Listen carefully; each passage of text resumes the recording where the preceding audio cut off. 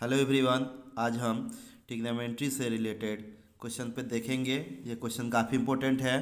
पिछले वीडियो में कई क्वेश्चन बताया गया है और आज का वीडियो आप देख सकते हैं।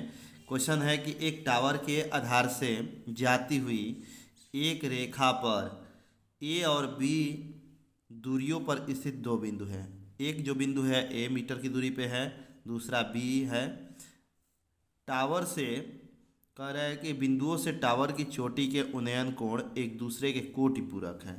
कोटि पूरक के बारे में पिछले वीडियो में बताया था कि दो कोणों का योग यदि 90 अंश है तो उसे कोटि पूरक कोण कहेंगे। तो कह रहे हैं कि सिद्ध कीजिए कि टावर की जो ऊंचाई है रूट में ए बी है। तो सबसे पहले हम इसका एक फिगर बनाएंगे। ये आपका फिगर यहाँ पे हम बना रहे हैं। ये मान लेंगे यहाँ से ये आपका टावर बना दे रहे हैं। टावर हो जाएगा और ये टावर से कह रहा है कि एक जो बिंदु है ए में ए और दूसरा जो बिंदु है बी बी दूरी पर स्थित है। तो ये मान लेंगे आपका ये पहला जो बिंदु है, यहाँ पे आप मान लीजिए कि ए नाम का कोई बिंदु है जो टावर की ऊंचाई मान लेंगे ये पी क्यू कोई टावर है। ये टावर की ऊंचाई है पी क्यू और यहाँ से जो ए बिंदु है ए की दूरी पे है और जो बी दूरी है यहाँ पे बी मान ले रहे हैं। यहाँ से बी की दूरी जो है ये मान लेंगे बी। पहला बिंदु ये दे दिया है ए, जो ए की दूरी पे है और दूसरा बिंदु हमारा बी है। इसको हम मान लिए हैं कि यहाँ से यहाँ की दूरी बी है। कह रहा है कि जो दोनों बिंदु हैं यहाँ से देख रहे हैं तो उन्नयन कोण जो बन रहा है एक दूसरे के कोटि पूरक है। तो यहाँ से हम कोण बनाएंगे। यह आपका कोण एक यहाँ से देख रहे हैं और दूसरा कोण जो देख रहे हैं आप यहाँ से देख रहे हैं, दूसरा ये कोण बन जाएगा। मान लेंगे कि आप यहाँ से देख रहे हैं ये थीटा डिग्री के कोण पे देख रहे हैं और दूसरा थीटा का कोटि पूरक अगर देखेंगे तो 90 माइनस थीटा हो जाएगा, क्योंकि दोनों कोणों का योग 90 अंश के बराबर होना चाहिए। तो एक मान लिए थीटा, दूसरा 90 माइनस थीटा हो जाएगा। हमको निकालना है कि जो टावर की ऊंचाई है ये जो एच इसको मानेंगे या पी क्यू भी आप लिख सकते हैं। इसी एच को रूट में ए बी निकालना है। तो मान लेंगे कि माना पी क्यू बराबर टावर लिख सकते हैं। पी क्यू हमारा टावर है जिसकी ऊंचाई हम लोग एच और सिद्ध करना है, लिखेंगे कि सिद्ध करना है एच बराबर, क्योंकि कह रहा है कि सिद्ध कर दीजिए कि जो टावर की ऊंचाई है वह रूट में ए बी के बराबर आ जाए। तो सबसे पहले हम एक त्रिभुज में ले लेंगे पी क्यू ए में और दूसरे बार में हम लिखेंगे पी क्यू बी में। दोनों ट्रेंगल में ले लेंगे। तो हमारा अगर छोटे वाले ट्रेंगल में ले रहे हैं पी क्यू ए में, लिखेंगे त्रिभुज पी क्यू ए में। देखेंगे हम लोग कि त्रिकोणमितीय फलन जिसमें लंब और आधार दोनों होना चाहिए। तो या तो टैन में होता है, नहीं तो उसका अपोजिट कॉट में होता है। तो हम ले रहे हैं कि टैन थीटा, हमारा एंगल बन रहा है थीटा, तो हम लेंगे टैन थीटा बराबर लंब बटे आधार होता है। लंब आपका एच है, आधार आपका स्मॉल ए है।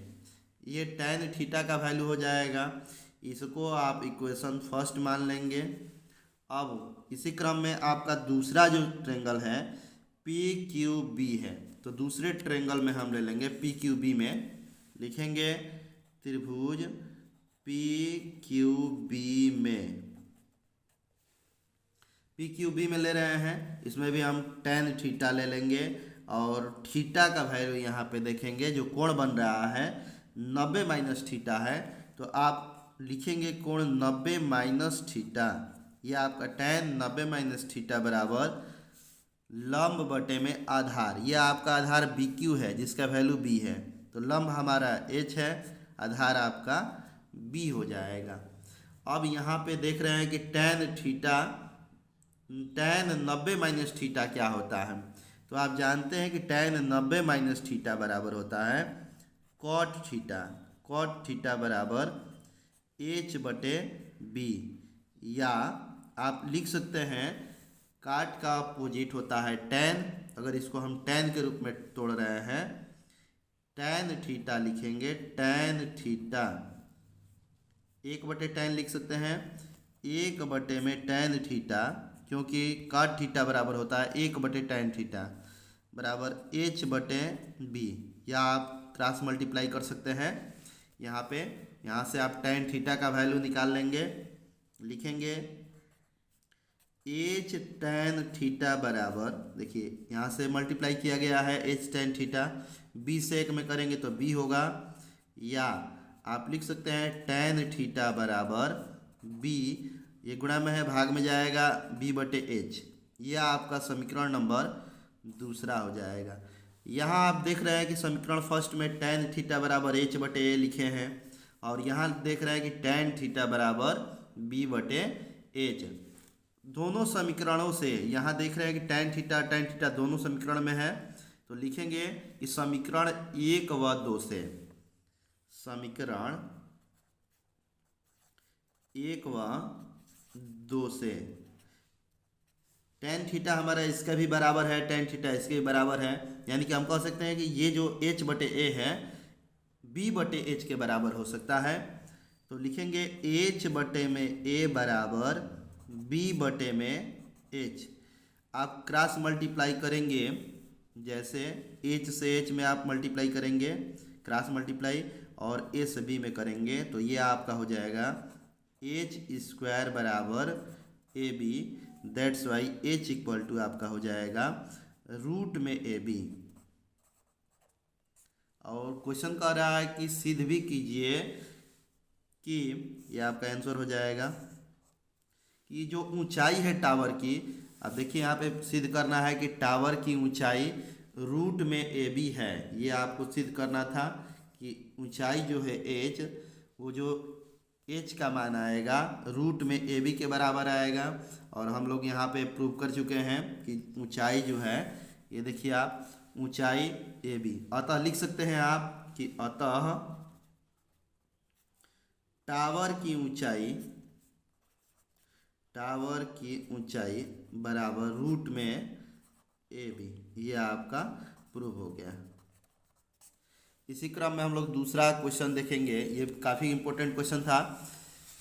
ये क्वेश्चन देखेंगे 6 नंबर का आता है, प्रायः 6 नंबर का क्वेश्चन ये है, और ये आप क्वेश्चन देखेंगे बहुत ईजी क्वेश्चन है, कोई ज़्यादा घबराने की बात नहीं है। आप एक एक स्टेप पढ़ेंगे और एक एक स्टेप पे सॉल्व करेंगे। लिखा है कि एक नदी है, उसकी चौड़ाई ज्ञात करना है। तो सबसे पहले या तो आप नदी बना लीजिए, तो आप एक स्टेप पढ़िए एक स्टेप बनाइए, इससे जो चित्र बनाने का कार्य है बहुत इजी हो जाता है। मान लेंगे कि यहाँ पे आप एक नदी बना लीजिए, यहाँ आप नदी ले लिए हैं, ठीक है। इसी की चौड़ाई ज्ञात करना है, ये जो चौड़ाई है इसका ये ज्ञात करना है। तो यहाँ मान लेंगे कि ये ए बी है, नदी जो है ए बी, इसको मान लिए। कह रहे ज्ञात कीजिए जब हम नदी के किनारे से, ये नदी किनारे से उस पार बिल्कुल किनारे पर स्थित किसी पहाड़ी को देखते हैं। नदी मान लिए, नदी का किनारा यहाँ है, यहाँ से एक पहाड़ी बना लीजिए, यहाँ से आपका पहाड़ी बना ले रहे हैं, ये बन गया सी नाम, ये आपका सी मान लिए हैं, बीसी पहाड़ी हो गया। कह रहा है कि जब इसको देखते हैं ना तो उसकी चोटी का उन्नयन कोण, पहाड़ी का चोटी हमारा ये सी है, इसका उन्नयन कोण 60 अंश बन जाता है। तो यहाँ से आप 60 अंश का कोण बना लीजिए। देखिए यहाँ से चोटी सी है और यहाँ से आप देख रहे हैं तो 60 अंश का कोण बन जा रहा है। और कह रहा है कि जब हम किनारे से 100 मीटर पीछे हटकर देखते हैं, यह आपका नदी है, इससे 100 मीटर पीछे आप हट जाइए। तो हटेंगे 100 मीटर, यहाँ से डी पॉइंट तक हम हट रहे हैं। तो ये मान लेंगे कि डी पॉइंट तक हम 100 मीटर है। आप मीटर लिखिए, 100 मीटर। कह रहे हैं कि 100 मीटर पीछे हट गए हैं, ए से डी पे चले गए हैं 100 मीटर। यहाँ से यहाँ की दूरी नहीं दिया था, लेकिन यहाँ से दिया है कि 100 मीटर पीछे अगर हट रहे हैं तो उन्नयन कोण कितना हो जाता है, तो 30 डिग्री रह जाता है। जो यहाँ से शीर्ष को हम देख रहे थे, उन्नयन कोण 30 डिग्री रह गया। 30 डिग्री आप बना लीजिए यहाँ से, ये आपका 30 डिग्री का कोण बन गया। तो नदी की चौड़ाई, ये आपका नदी है, इसी की चौड़ाई पूछ रहा है, इसको हम मान लिए x। और ये आपका पहाड़ी है, इसको हम h मान लिए हैं। आप BC भी लिख सकते हैं, h भी लिख सकते हैं, अपनी सुविधा अनुसार आप लिख लेंगे नाम। हमको x का वैल्यू किसी भी हालत में फाइंड करना है, क्योंकि नदी की चौड़ाई। तो आप एक बार हम इस ट्रेंगल में ले लें, एक बार हमारा बड़े वाले ट्रेंगल में ले लेंगे। लिखेंगे BC बराबर पहाड़ी, मान लेंगे कि माना BC आपका पहाड़ी है और AB क्या है, नदी। नदी की चौड़ाई है अभी, नदी की चौड़ाई जो कि आपको ज्ञात करना है। हल करेंगे, हल में लिखेंगे त्रिभुज, पहले इसमें ले लें ABC में, त्रिभुज ABC में इसमें ले रहे हैं लंब और आधार tan थीटा में आता है। तो लिखेंगे tan थीटा, थीटा का वैल्यू है हमारा 60 डिग्री, तो 60 डिग्री आप लिखेंगे बराबर लंब बटे आधार h बटे में x। और आप जानते हैं कि कड़ी में ये tan 60 अंश का मान कड़ी में 3 होता है, तो tan 60 की जगह पे आप कड़ी में 3 लिखेंगे बराबर h बटे x, या क्रॉस मल्टीप्लाई करेंगे। यहाँ कुछ नहीं है तो 1 आप लिख सकते हैं, मान सकते हैं। क्रॉस मल्टीप्लाई करेंगे तो h का वैल्यू हो जाएगा h बराबर कड़ी 3 से x में करेंगे तो कड़ी में 3x। यह आपका समीकरण नंबर 1 मान लीजिए। अब हम बड़े वाले ट्रेंगल में लेंगे BCD में, BCD में ले लें त्रिभुज BCD में। इसमें भी हम लिख रहे हैं tan थीटा, थीटा मतलब कि आपका 30 डिग्री हो जाएगा थीटा का वैल्यू। लंब बटे आधार, लंब आपका क्या है जी, तो h है, h यानी कि BC का वैल्यू है, लंब आपका BC है जिसका वैल्यू h है। आधार क्या है, आधार हमारा BD है। अब BD की जगह पे हम लिख सकते हैं x प्लस 100, क्योंकि BD मतलब कि BA प्लस AD। एक स्टेप हम यहाँ पे आगे कर रहे हैं, BD का वैल्यू हो जाएगा x प्लस 100, x प्लस 100। अब यहाँ आप वैल्यू रखेंगे tan 30 अंश का मान। आप जानते हैं कि tan 30 अंश का मान 1 बटे में कड़ी 3 होता है बराबर h बटे में x प्लस 100, या क्रॉस मल्टीप्लाई करेंगे तो आपका हो जाएगा रूट में 3 into h equal to x plus 100। यहाँ से आप h का वैल्यू निकाल देंगे, क्योंकि समीकरण 1 में हम लोग x के वैल्यू के रूप में h का मान निकाले हैं। यहाँ भी h का वैल्यू आप रख दीजिए, या आप निकाल भी सकते हैं। लिख सकते हैं कि h बराबर, यहाँ आप लिख रहे हैं h बराबर x प्लस 100 बटे में कड़ी में 3। यह आपका समीकरण नंबर 2। यहाँ आप h बराबर लिखे हैं कड़ी में 3x, यहाँ आप लिखे हैं h बराबर x प्लस 100, यानी कि समीकरण 1 व 2 से आप कर सकते हैं, 1 व 2 से। आप देख रहे हैं कि h इसके भी बराबर है और दूसरे समीकरण में h इसके भी बराबर है, यानी कि दोनों कंडीशन में हमारा पार्ट बराबर हो सकता है। आप लिखेंगे कि रूट में 3x बराबर ये जो √3x है किसके बराबर हो जाएगा, तो x + 100 बाई √3। समीकरण 1 व 2 से कड़ी में 3h बराबर, कड़ी में 3x है, आप x लिखिए, कड़ी 3x बराबर x + 100 बटे में कड़ी में 3। यहाँ कुछ नहीं है तो आप 1 मान सकते हैं। अब हम क्रॉस मल्टीप्लाई करेंगे, कड़ी 3 से कड़ी 3 में जब गुणा करेंगे तो आपका हो जाएगा 3x = 1 से गुणा करेंगे तो वही होगा x + 100। हाँ, x को हम इधर ला रहे हैं तो 3x - x बराबर 100 या 2x = 100 हो जाएगा। 2 से इसको हम डिवाइड कर सकते हैं। x बराबर क्या आ गया, 50। क्वेश्चन कह रहा है कि नदी की चौड़ाई बताइए, नदी कितनी चौड़ी है। और अभी हम पहले भी देख चुके हैं कि नदी की चौड़ाई जो है AB, उसको हम x माने थे। क्वेश्चन कह रहा है कि x का वैल्यू आप निकालिए, AB का वैल्यू निकालिए या नदी की चौड़ाई निकालिए।